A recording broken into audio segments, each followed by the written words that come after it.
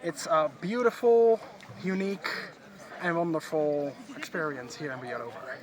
It was really nice. I liked the people here, a lot of new friends, and we're really in touch with the nature. Very culturally, naturally exciting trip.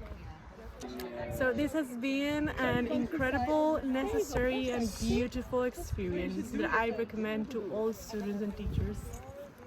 It was a very enriching, intercultural and fun experience. This has been such an amazing experience. I'm loving it and I can't wait to come back. Something that was unique and irreplaceable.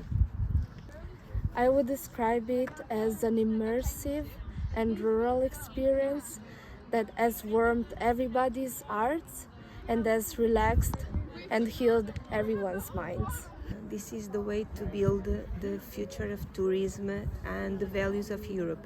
Something I didn't expect.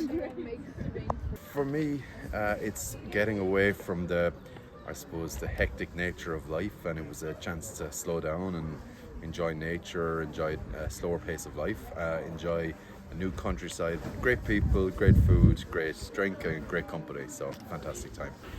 Don't hesitate to come to this part of Croatia.